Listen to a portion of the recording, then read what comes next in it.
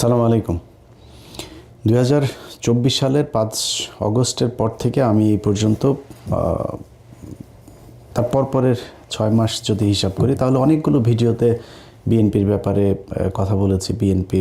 BNP ক্ষমতায় আসুক এটাও চেয়েছি, এটাও আপনাদেরকে আগেও জানিয়েছি বেশ কয়েকবার। তো তার প্রেক্ষিতে আমরা মনে করেছিলাম যে বিএনপি ক্ষমতায় আসবে এবং একটা ভালো শাসন ব্যবস্থা এই দেশের মানুষকে উপহার দেবে, এটা আমার প্রচণ্ড বিশ্বাস ছিল। কিন্তু দিনকে দিন যে পরিস্থিতি, বিভিন্ন ইস্যুতে, শুধু একটা কোনো বিশেষ ইস্যু না, ধরেন চুপ্পুকে সরানো, এই সবশেষ হ্যাঁ ভোট না ভোটের ভেতরেও বিএনপি না ভোটের পক্ষে অবস্থান নিল। সবশেষ মির্জা আব্বাসকে জিজ্ঞেস করলো একজন সাংবাদিক যে আপনি হ্যাঁ ভোট এবং না ভোট এটার কার পক্ষে অবস্থান নিচ্ছেন। সেটা আমার ব্যক্তিগত ব্যাপার। মানে এটা আপনার ব্যক্তিগত ব্যাপার না, তো আপনি তো ভোটারদের কাছে ভোটও চাচ্ছেন, আপনি ধানের শীষ কাকে ভোট দেবেন বা ধানের শীষের পক্ষে চাচ্ছেন কি চাচ্ছেন না, আপনাকে এটা প্রশ্ন করলে কি আপনি এটা বলতেন? তখন তো বলতেন যে না, অবশ্যই ধানের শীষের ভোট চাই। তাহলে হ্যাঁ ভোট না ভোটের ক্ষেত্রে ওনাদের কথা হচ্ছে যে আমরা এটা আমার ব্যক্তিগত ব্যাপার, এটা বলা যাবে না। তার মানে উনি হ্যাঁ ভোটের পক্ষে নাই। কোনটার পক্ষে সেটা আমরা এখনও জানি না।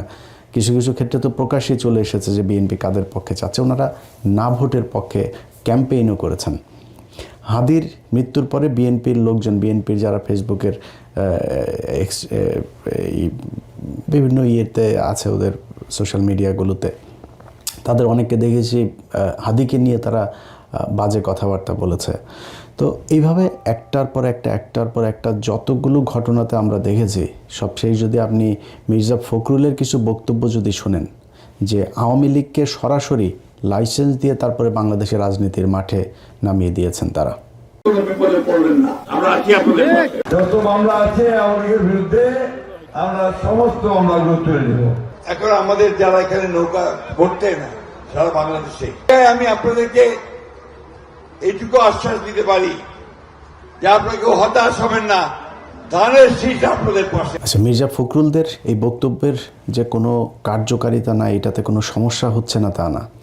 দেখেন, একটা জিনিস মনে রাখেন, বিএনপির কিছু মানুষ আওয়ামী লীগের সাথে আতাত করে গত 15 বছরও চলেছে। এই মির্জা আব্বাসের কথাই যদি বলেন, মির্জা আব্বাসের ঢাকা ব্যাংকের কোনো সমস্যা হয় নাই, মির্জা ফখরুলের কোনো সমস্যা হয় না। মির্জা ফখরুল হসপিটালে গিয়ে এক অবরোধ ডাকার পরে তিনি হসপিটালে গিয়ে বিএনপির এক বড় নেতা, নাম বলতে চাই না, সেই বড় নেতাকে তিনি বলেছেন যে খালেদা জিয়ার কথা বলতে গিয়ে যে মহিলার পাগল হয়ে গিয়েছে, এখন তো ওনার কী দরকার ছিল অবরোধ ডাকার।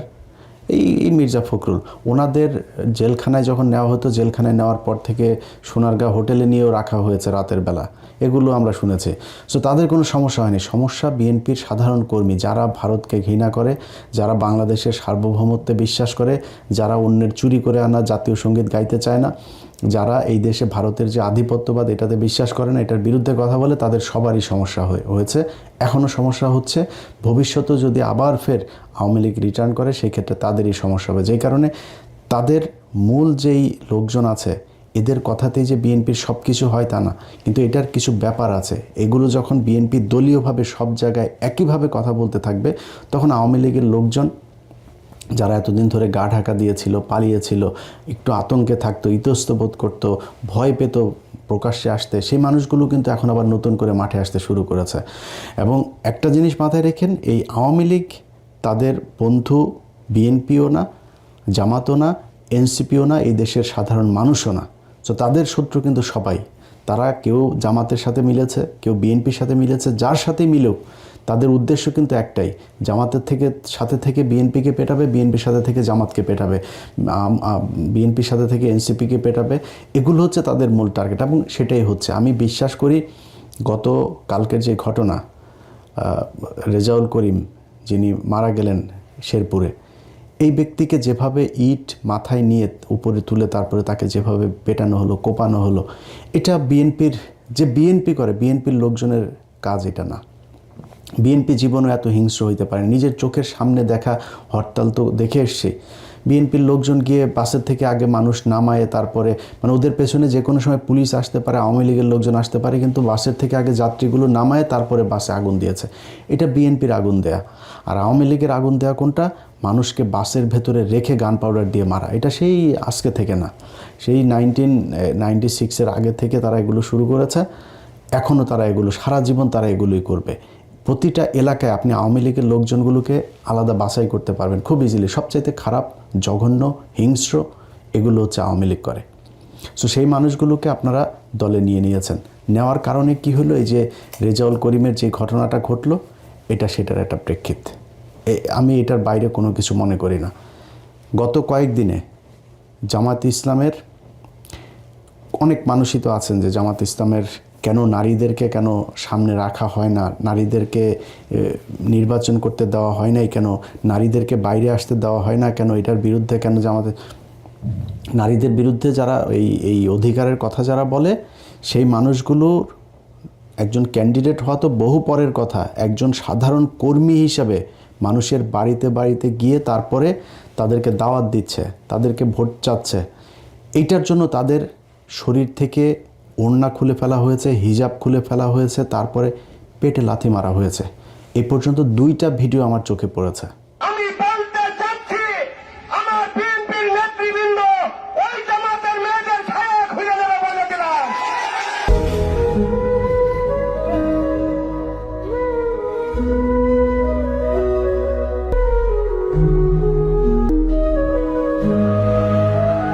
আচ্ছা, এখন এই বেশিরভাগ ক্ষেত্রে এই যে মহিলাদের উপরে যে নির্যাতনগুলো, যে এই কী বলবো আক্রমণগুলো হচ্ছে না, এগুলোকে জায়েজ করার জন্য তারা একটা নতুন জিনিস বানিয়েছে। সেটা হচ্ছে যে এই মহিলারা নাকি গিয়ে জান্নাতের টিকিট বিক্রি করে, এই জন্য তাদেরকে মারতে হবে।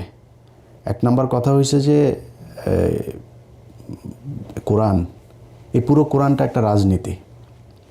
আপনার রাষ্ট্র শাসন ব্যবস্থা, রাষ্ট্র কিভাবে চলবে, সব কিছুই কোরআনের মধ্যে আছে। আপনি যদি কোরআন পড়েন, কোরআনের একদম শুরুর দিকের, একদম শুরু প্রাথমিক যে ইয়েগুলো আয়াতগুলো নাজিল হয়েছে, সে আয়াতগুলোতে শুধু মানুষকে আপনার করা হয়েছে, যে তাওহীদের দেওয়া হয়েছে, দাওয়াত দেওয়া হয়েছে, তাদেরকে এনকারেজ করা হয়েছে, জান্নাতের সুসংবাদ জানানো হয়েছে, আল্লাহকে কেন বিশ্বাস করতে হবে, এইসব বিষয়ে কথা বলা হয়েছে।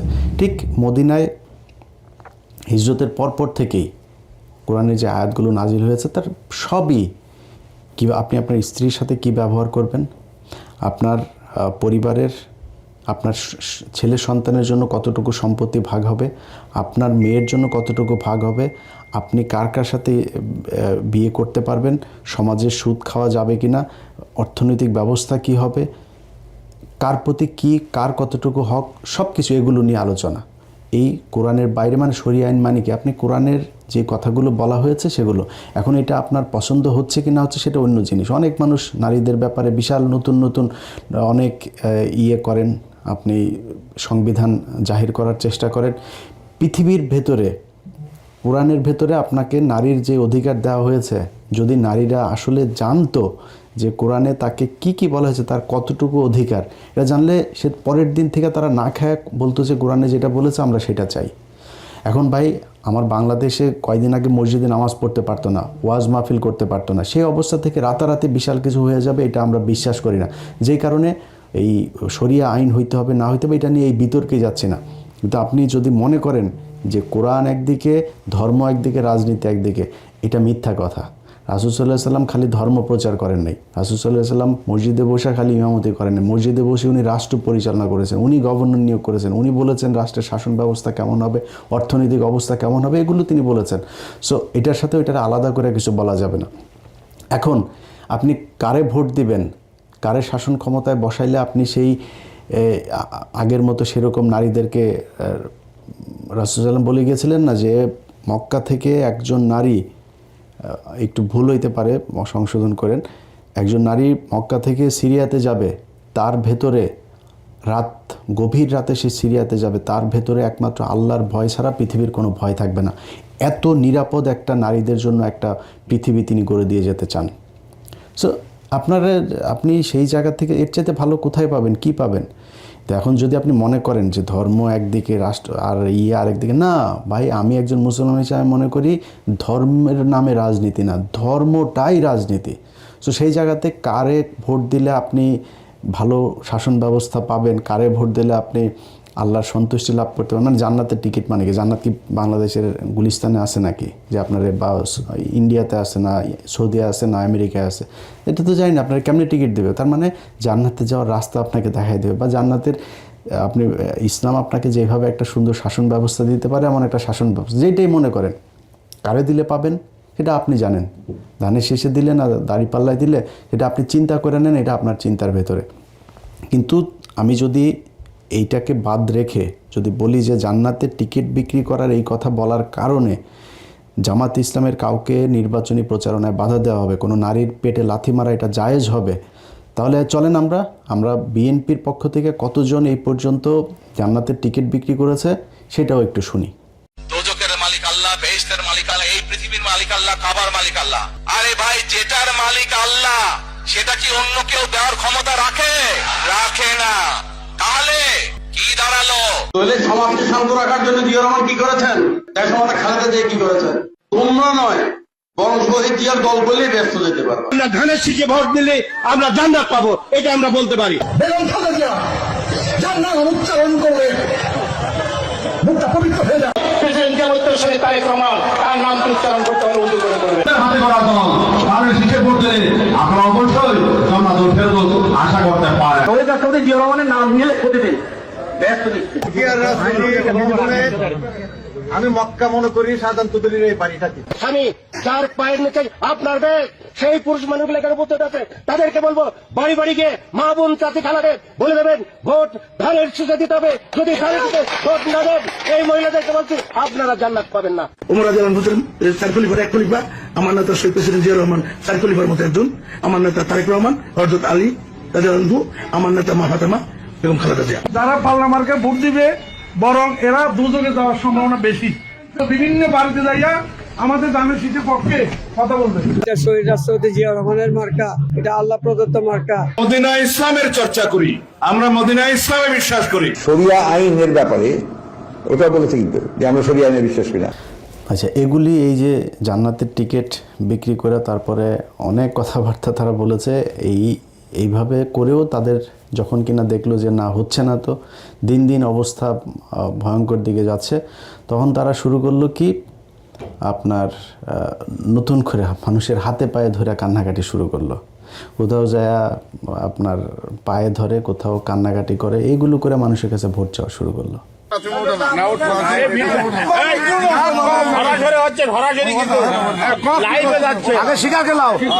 আমাদের সাথে ধানের শীষের পক্ষে আছেন কিনা, বাবু চেয়ারম্যানের মতো লোক ভারত বসে ধানের শীষের পক্ষে আছেন কিনা সেটা কও না, উঠা নয় আগে শুধু পক্ষে আছেন তো আলহামদুলিল্লাহ। আচ্ছা, এগুলি কান্নাকাটি করেও যখন ভোট পাবে বলে মানুষের কাছ থেকে কথাবার্তা শুনে, ধরেন ভোট যখন চাইতে যায় রাস্তায়, তখন তো নিশ্চয়ই মানুষের তাকানো দেখলেই কিন্তু বোঝা যায় যে সে আমারে ভোট দিবে না আমারে দেখে কতটুকু সন্তুষ্ট হইলো, এটা বোঝা যায়। তো এটা তো তারা রাস্তাঘাটে বুঝে, এবং তাদের কিন্তু কিছু জরিপ টরিপও, এই গোয়েন্দা সংস্থা সহ তাদের নিজস্ব কিছু জরিপেও আমরা কিন্তু এগুলো রেজাল্ট শুনছি। পরিস্থিতি খুব একটা ভালো না, বিএনপির জন্য খুব একটা সুখকর না। আমরা চেয়েছিলাম বিএনপি ক্ষমতায় আসুক, তারা সেই মাঠ নিজেদের চাঁদাবাজি, দখলবাজি, মানুষের উপরে অত্যাচার, মামলা বাণিজ্য এসব করে তারপরে তারা এই ভোট নষ্ট করেছে। তো পরে কি করলো, এখন নতুন করে তারা যেটা শুরু করেছে একটা মিথ্যাচার। সেই আওয়ামী লীগ যেই স্টাইলে আপনার রাজনীতি করত, প্রতিটা জায়গায় বিএনপি তাদের এই আওয়ামী লীগের অবস্থানটা নিয়ে আমরা এই কালকে আপনারা দেখেছেন যে এক জায়গায় বলছে যে জামাতের একজন নেতা তিনি টাকা দিতে গিয়েছেন, তাকে সহই ভিডিও করা হয়েছে, টাকা দিতে গিয়েছেন ভদ্রলোক, এই লোকটা আসলে ওইখানে দেখলো সব এদের লোকজন ওইখানে তারা একটা বিপদে ফেলার জন্য করছে, সে চুপচাপ করে চলে আসছে। পেছনে থেকে অনেকগুলো লোক একসাথে এইভাবে টাকা বের করে দেখাচ্ছে যে এই যে তারা হচ্ছে গিয়ে টাকা দিতে যাচ্ছিল, তারা টাকা নেয়নি। তো আমি ভিডিওটা প্রথম দেখাই না, আমি একটু অবাক হলাম যে বাংলাদেশে এত ভালো মানুষ হয়ে গিয়েছে যে তাদেরকে টাকা দিচ্ছে, আর সবাই এসে সেই টাকা নিয়ে এসে এরপরে আর সবগুলো মানুষ একই সাথে, ধরেন জামাত যদি কাউকে টাকা দেয় গোপনে গিয়ে ঘরে গিয়ে আর টাকা দেবে হচ্ছে রাতের বেলা, যেটা আমাদের দেশে আমরা বিভিন্ন সময় দেখেছি। এই টাকা দেওয়ার রাজনীতি তো বহুদিন ধরে চলছে।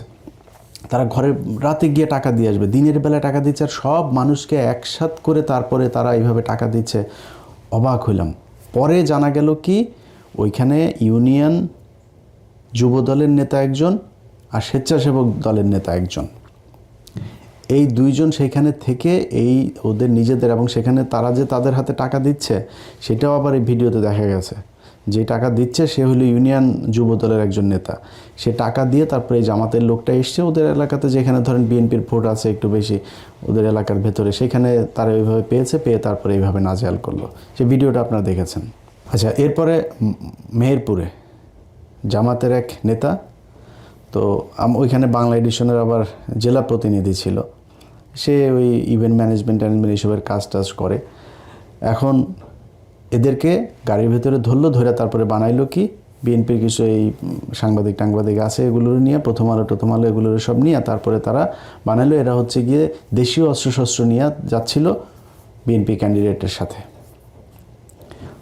তো সেগুলো তো দেখা গেল কি অকি আছে, তারপরে প্লাস তারপরে আরও মানে ইভেন্ট ম্যানেজমেন্টের কাজে যা ব্যবহার হয় এই জিনিসগুলো সেখানে আপনার দেখা গেল স্ক্রু ড্রাইভার এই জিনিসগুলো, সেখানে কোনো দা নাই, কোনো বটি নাই, কোনো কিছু নাই, কোনো পিস্তল নাই, কোনো কিছু নাই। সেটারে বানানো হলো যে এটা হচ্ছে অস্ত্রশস্ত্র নিয়ে তারপরে যাচ্ছে।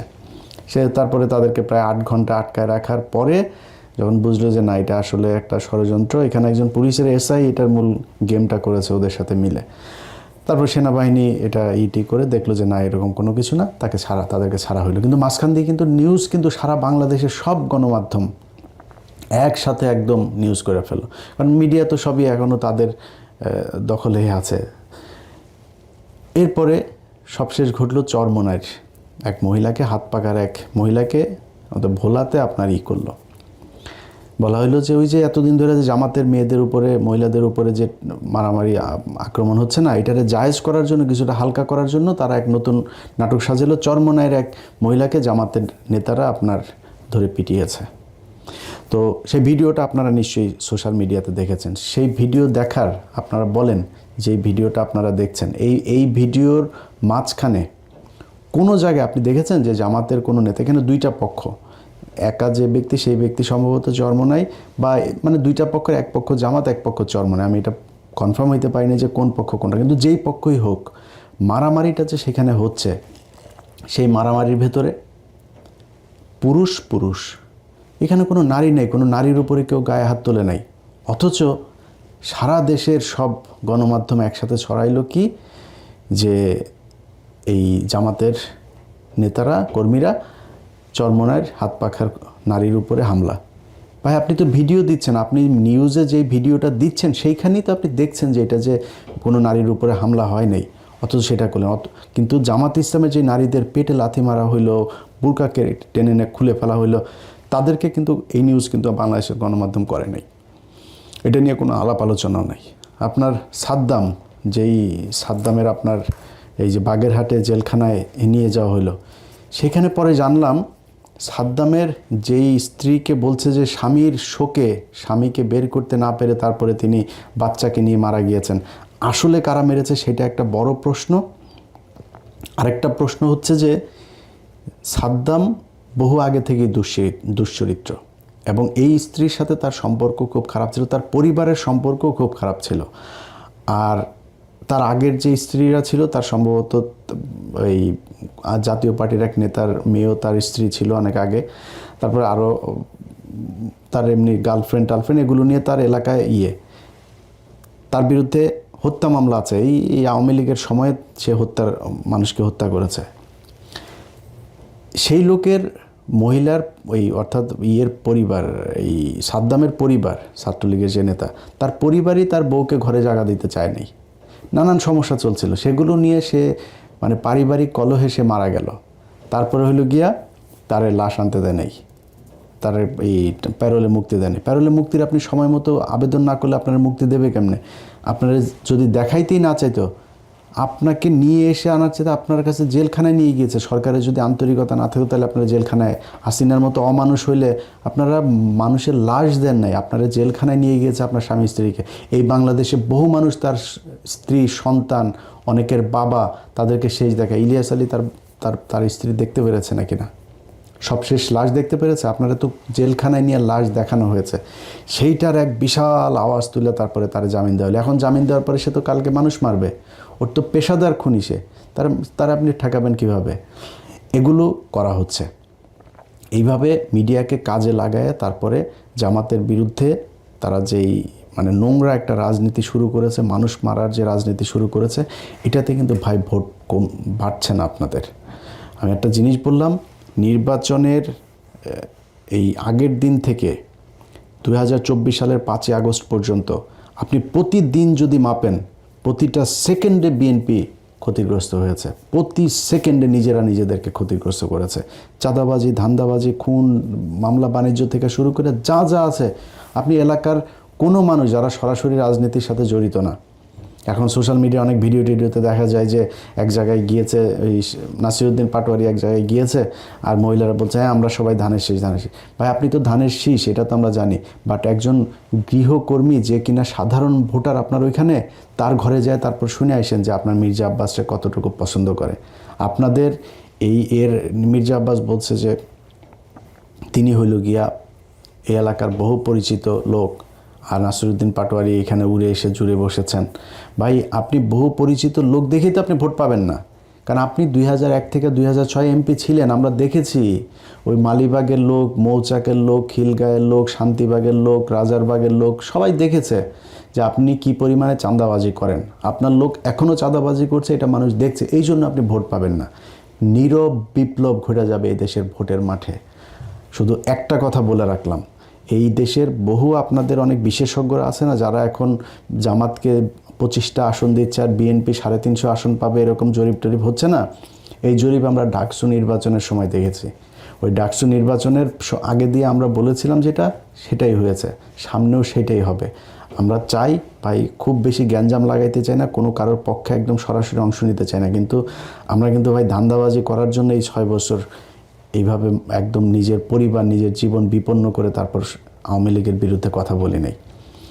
আমার কটা টাকা পয়সা দিয়ে তারপরে কারোর পক্ষে বলাবেন যেটা অনৈতিক কথা, অবিচার, সেটার পক্ষে কথা বলা, এটা আমারে দেওয়া হবে না। সো আপনারা বাধ্য করছেন এগুলো নিয়ে কথা বলাইতে, আলোচনায় আসতে, এটা কিন্তু আপনাদের ভোট নষ্ট হচ্ছে। সো সাবধান হয়ে যান। যদি সাবধান না হন, সেক্ষেত্রে 12 তারিখ আসতে আসতে যেভাবে গ্র্যাজুয়ালি আপনারা ডাউনে গিয়েছেন না, আস্তে আস্তে যাইতে থাকবেন, যায় দেখবেন যে পরিস্থিতি খুবই ভয়ঙ্কর। সেইখান থেকে বের হয়ে আসতে পারবেন কিনা, বাংলাদেশের মানুষ কিন্তু এখন কথা বলতে পারে। বাংলাদেশের মানুষ যা দরকার সেটা তার মুখ থেকে সে বলে আদায় করার মতো সেই ক্ষমতা, সেই সাহস কিন্তু তার এখন আছে। আগের এই হাসিনার সময় না, 2018 সাল আর 24 সালে নির্বাচনের মতো এই দেশে আরেকটা নির্বাচন করতে পারবেন না।